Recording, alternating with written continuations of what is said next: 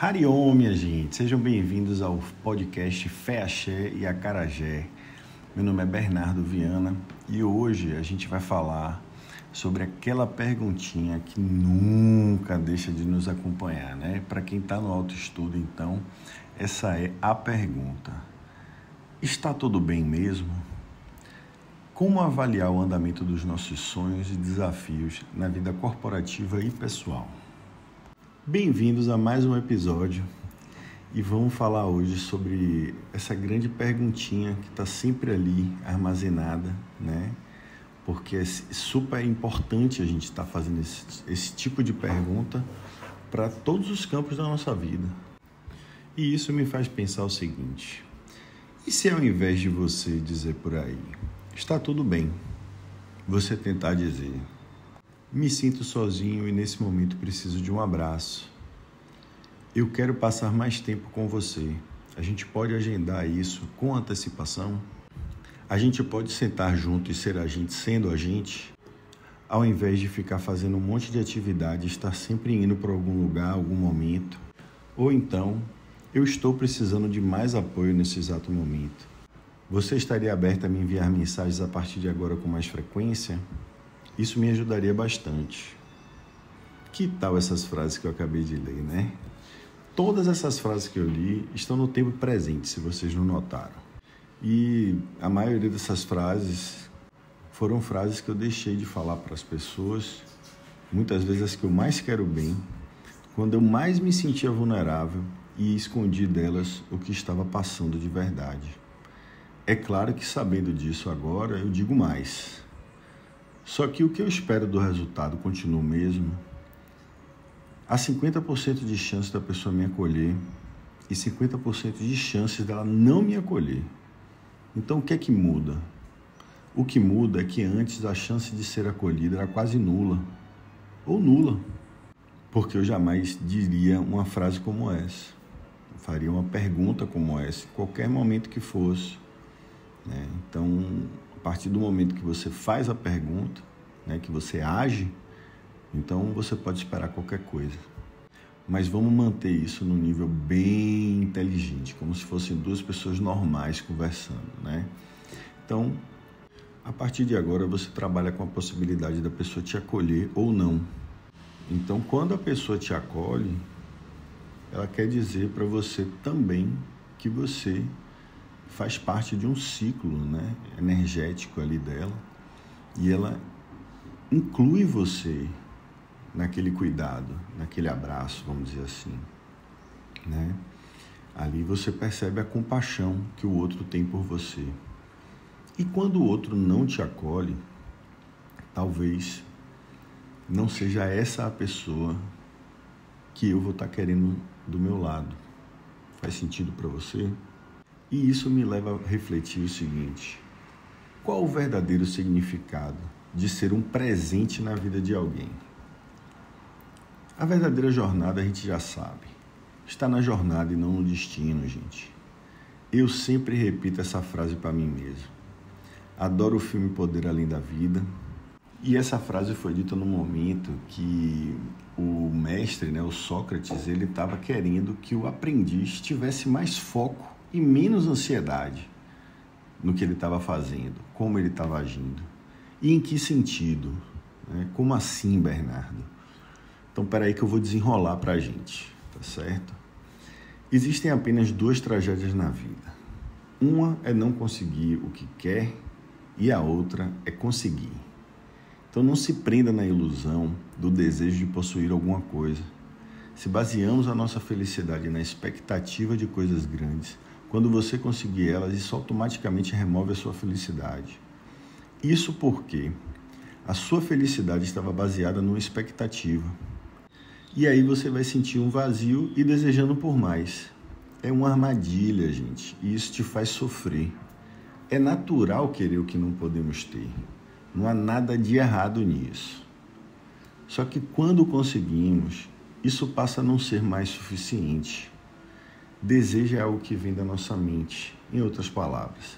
E em outras palavras, o que eu quero dizer é que é uma espécie de contrato que você faz com você e que você nunca vai ser completamente feliz com isso até você alcançar aquela meta.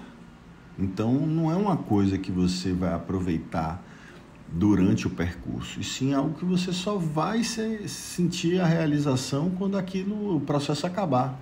Uma completa perda de tempo, né? Jogou o tempo fora, não está aproveitando, o que é que você está fazendo lá? A vida, gente, é o aqui e o agora. Se você escutar alguém te falando, desejos te mantém motivado, essa pessoa está enganada. O fato de você só se considerar presente, um presente divino, quando você alcança o que você deseja, me parece no mínimo pequeno.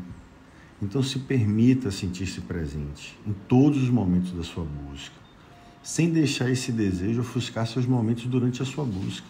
Sinta sua dopamina no processo. Tenho certeza que ela está lá, e não somente na hora do resultado. E é como eu disse antes, a verdadeira diversão está na jornada e não no destino. Então vamos dar uma olhada aqui como isso é na prática e como ela pode ser usada tanto na vida pessoal quanto na vida corporativa. Bom, e como eu tenho formação em engenharia, vocês podem presumir que eu gosto de números, né? A partir do momento que eu aprendi a lidar com eles melhor, eu utilizei ele de diversas formas, e uma dessas formas é no processo da gestão do tempo. Então, o método usado por atletas me chamou muito a atenção, né? Esses atletas chamam isso da regra do terço. E a regra diz o seguinte: quando se está perseguindo alcançar um objetivo ou um sonho, não gosto muito dessa palavra não, viu gente? Mas ela explica bem que é algo que está no campo das ideias, mas que ainda não se materializou, certo? Mas serve também, e apesar de usar a palavra sonho, ela serve também, né, essa regra do texto, ela serve também para quando você persegue um objetivo difícil, ou um desafio, né? É que aquela coisa que você criou para que ela te causasse algum bem ou algum crescimento, né? E a regra do texto, ela diz o seguinte, que no momento que você parte em direção a esse objetivo, esse desafio, 1/3 desse tempo que você vai gastar até alcançar a meta, você vai se sentir uma porcaria. 1/3 desse tempo você vai se sentir ok, 100%, e 1/3 desse tempo você vai se sentir bem. Então quer dizer que você vai estar ali sobrevivendo ao processo, vamos dizer assim. E qual é a regra da regra, né? A regra é que você se autoavalie todas as vezes que você desempenhar suas atividades, tá certo? Então é estar presente sempre que você estiver buscando pelo aquele objetivo e sentir aquelas sensações todas que você está passando, sem ignorar, né, a melhor delas, a pior delas, e não querendo se manter numa média. E você dando o seu melhor naquele momento. Não precisa também exagerar o tempo todo, né? Faz com o que você tem. E que se você parar para olhar para trás um pouco, você vai perceber que é mais ou menos essa proporção que há dentro da sua percepção cognitiva sobre aquele momento que você está vivendo ali. Para aqueles que são mais exigentes, você pode usar calendário, agenda, o que for, até para você ter mais controle disso aí. Ou você que está começando agora, ainda tem dúvidas de como se perceber e tudo mais. Isso aí pode ser inclusive incluída na atividade de anotar o caderninho, né? E tem gente que já faz isso. Você chega no final do dia, você escreve os 5 pontos mais importantes que você teve do seu dia, enfim. E o que ocorre, né? Como utilizar essa ferramenta? Se você está muito tempo se sentindo uma porcaria, então você deve começar a olhar para os aspectos com mais consciência e presença, para aqueles aspectos, o que está te fazendo você se sentir mal. Aquilo que está realmente te colocando para baixo, fazer esse questionamento e carregar aquilo por um tempo.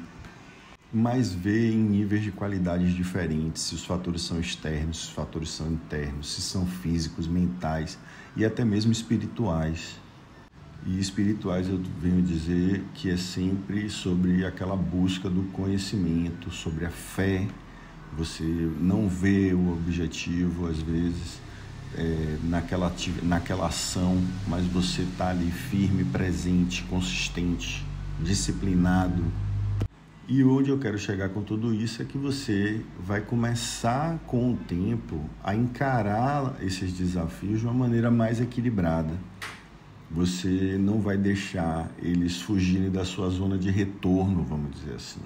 A zona de retorno é onde você consegue não se dissipar de você e da sua prática.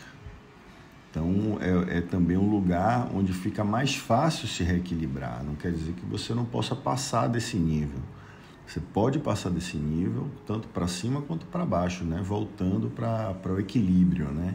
Mas você não deixar se dissipar tanto e você começa a perceber aonde é que o momento começa a te atrapalhar. Seja ele bom, seja ele ok, seja ele uma porcaria, tá certo? Mas por essa regra se aplicar a uma consistência e uma disciplina, como eu falei, é muito importante que mesmo que você esteja se sentindo bem, ok ou porcaria, você compareça. Até porque a gente já sabe que essa falta de vontade pode ser apenas o seu dia porcaria. E aqui eu não estou ignorando o fato da gente se repetir várias vezes, por que eu devo ir, etc. Dia porcaria é aquele dia que você está realmente acamado, né? O torpor tomou conta. Vamos colocar qualidades também a esses bem, ok, porcaria, para não confundir eles também no processo, tá certo? Mas não esqueça que é uma razão. Então você vai tirar uma média disso, uma proporção simbólica ou até calculada, se você realmente partir para um nível de anotações e calendários e tudo mais. E por isso você precisa de presença consistente para ter melhor análise desse resultado, sempre. A presença consistente na hora da prática é que vai realmente trazer esse dado para você. Eu, por exemplo, acredito que os meus dados são assim muito profundos e observadores quando eu não utilizo música para fazer atividade física, né? Quando eu vou correr, por exemplo, eu não uso. É sempre a primeira atividade mais difícil que eu vou fazer. Então, nesse momento, eu tenho, assim, conversas extremas e, ao final, eu noto que as conversas já não estão tão pesadas assim. Mas tem momentos que, realmente, eu não quero sair da cama, né? Então, esses são os dias piores para mim. Como o assunto entrou um pouco na qualidade do que a gente vai chamar de bom ou ruim, ou da graus de percepções a essas sensações todas, né, o somatório delas. Então, vamos dar uma olhada como seria isso mais ou menos na vida pessoal, só para a gente dar uma norteada. Na nossa zona pessoal, eu vou chamar atenção para um assunto que não pode ser citado na área profissional. Afinal, eu considero a parte profissional da nossa vida o exercício de um personagem, de um avatar que vestimos todos os dias quando saímos de casa, né, para fazer aquele papel, exercer aquela função e tudo mais. A verdadeira divindade está no nosso lar, na vida que compartilhamos com os nossos seres mais próximos e íntimos mais queridos. E aqueles que realmente importam para o nosso bem viver. É preciso ter mais cuidado nesses ambientes, porque ali os traumas eles estão mais presentes, porque é onde a nossa emoção está mais presente. E é por isso que as pessoas não gostam de olhar para essa parte da vida em casa e acreditam que a vida está na empresa e tudo mais. Mas precisa perceber o seguinte, o trabalho a gente pode trocar até de profissão, se for um processo planejado. E na empresa, quando você tem que demitir alguém, é mais fácil. Na família, não se faz isso, né? A gente não pode simplesmente descartar uma pessoa da família. E mesmo quando a gente se afasta das pessoas, fica aquele laço, né? Existe aquela energia sistêmica, vamos dizer assim. Então, considero que trauma vem da experiência com a qual você tem que enfrentar aquele desafio com mais frequência. Você não tem como evitar uma pessoa que mora no mesmo lar que você ou que frequenta o mesmo almoço de domingo que você. Então é isso que eu vou falar da parte pessoal como trauma. O trauma, gente, não foi o que aconteceu. É muitas vezes a interpretação que você tem daquele fato. Mas por que eu estou falando que são interpretações? Porque vamos lá, vamos usar assim, o mesmo evento ocorre com duas pessoas diferentes. Então, pessoa A vai passar por esse evento e vai acusar o outro de não ter agido de uma maneira decente, que aquela pessoa acabou com a sua vida. Mas o mesmo evento ocorre com outra pessoa e essa outra pessoa vai dizer assim, olha, sempre acontece isso, essa pessoa é assim, aquela pessoa é desse jeito, e fica também aquela sensação de dúvida, né? Como é que eu poderia ter feito para melhorar, o que eu não deveria ter feito. Enfim, são duas maneiras de reagir a essa situação. E é exatamente sobre a forma como você reage ao evento que vai dar a esse evento mais ou menos importância. E se você prestar atenção no repertório de cada um desses elementos, você pode perceber que esse elemento é você em um momento da sua vida e você em outro momento da sua vida. Acontece com a mesma pessoa das duas formas. E se for um evento diferente, entendeu? Você pode desaprender com aquele evento, como você aprende com os eventos. Então imagine que todo mundo nasce criança, vira adolescente, aí vira um jovem adulto, depois vira um adulto, vai ficando idoso e por aí vai, né? Então pode ocorrer o mesmo evento, só que numa fase distinta da pessoa e a pessoa vai reagir de uma forma diferente. Então isso está em nós, é divino. A questão é que nós nascemos com o intelecto. Então você tem uma interpretação sobre aquilo, independente de você ter sido uma criança, um adolescente, um adulto, um jovem adulto, um idoso, você vai interpretar aquilo. Mas aí a pergunta, e como é, e qual é o repertório que você vem construindo para reagir aos eventos da vida? Eu vou dar logo o desafio master. Você já tem um repertório para como lidar com o luto, por exemplo? Então, como você encara e interpreta os eventos que irão ocorrer é que vai lhe dar mais autoestima ou menos autoestima. E se você tiver um repertório saudável, então com certeza você vai lidar com a situação de uma maneira mais saudável. Da mesma forma, se o seu repertório não estiver saudável para aquele tipo de situação, então você vai reagir de uma maneira muito insalubre. Então isso quer dizer, Bernardo, que a gente pode passar por situações e reagir mal e depois aprender, e aí a situação vai ocorrer novamente com a gente e a gente vai fazer de uma forma diferente? Gente, é isso que eu quero dizer. Se o seu caminho está atraindo atividades como você precisa melhorar a sua comunicação, você se comunica daquele jeito. No momento que você está se comunicando errado, o que ocorre? Tudo vai parecer ruído. Então, no momento que aquelas situações ruins, elas vão se repetir na sua vida. Isso é o samsara, isso é você correr em volta do próprio rabo. São essas coisas que a gente vem repetindo por aí.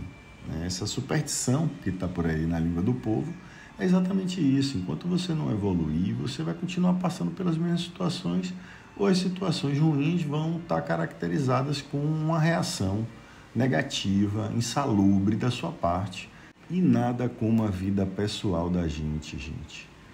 Nós repetimos muitas vezes dentro das nossas casas. E nas nossas casas fica muito mais evidente por causa das emoções que a gente sente com as pessoas que estão envolvidas ali. Então se observe, é muito importante você se observar dentro da sua casa de uma maneira muito honesta com você.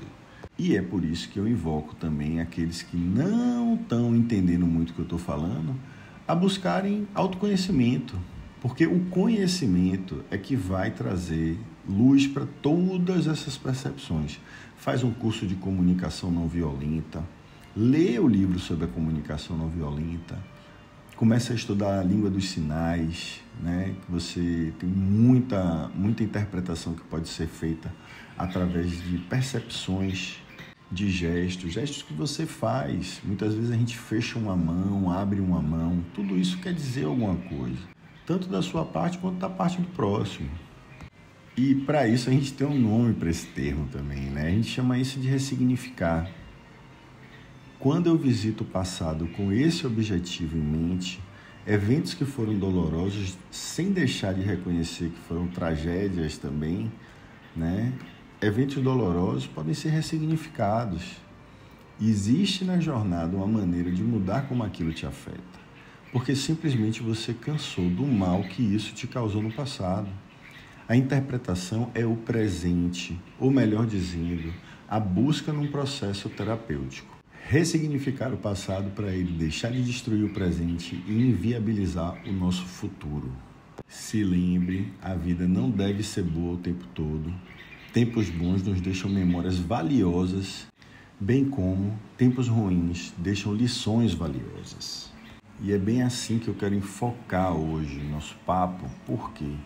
Porque para você ver como as emoções são importantes para a gente também.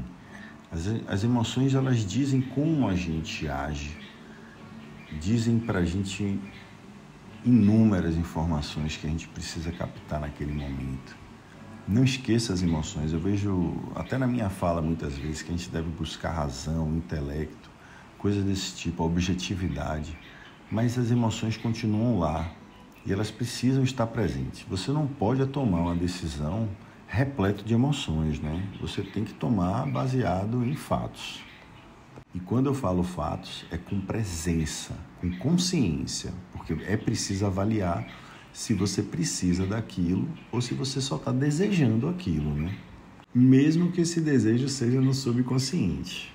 O que eu quero dizer também é que na vida profissional, nós somos mais objetivos do que na vida pessoal. Eu quero dar essa reforçada aqui no finalzinho desse podcast para ficar bem claro, tá joia? Então deve-se considerar que não é o que você faz e sim como você faz. A pessoa se torna mais atraente pelos seus atos de gentileza, respeito, honestidade e lealdade. A sua aparência não é atraente sem essas qualidades, gente. O desesperado, ele nunca está prestando atenção nessas qualidades ou na qualidade das ações. E jamais as coloca em prática porque ela só pensa no destino, ela não pensa na jornada, ela não pensa como ela está fazendo aquilo, ela só está a fim de chegar lá. A mente, ela não percebe que para uma chegada verdadeiramente vitoriosa no seu destino, você não precisa ser o primeiro, mas sim aquele que está mais inteiro. Aquele que se sente completo durante todo o trajeto é quem mais desfruta dessa jornada. Eu estou querendo tocar o barco adiante, mas eu vou dar uma pausa. Vou dar uma pausa porque senão eu vou estar entrando em outro assunto e realmente eu não quero desenvolver um outro assunto aqui porque vai ficar muito grande o podcast. Pode ficar, né? Não sei nem passei por isso ainda, já estou criando expectativas aqui. Mas é isso, gente. Eu vou tentar trazer um outro resultado para essa conclusão e eu apresento para vocês no próximo podcast. Acho que é isso aí. Tá joia? Gente, um axé imenso. Fiquem com Deus e até o próximo podcast. Vejo vocês em breve.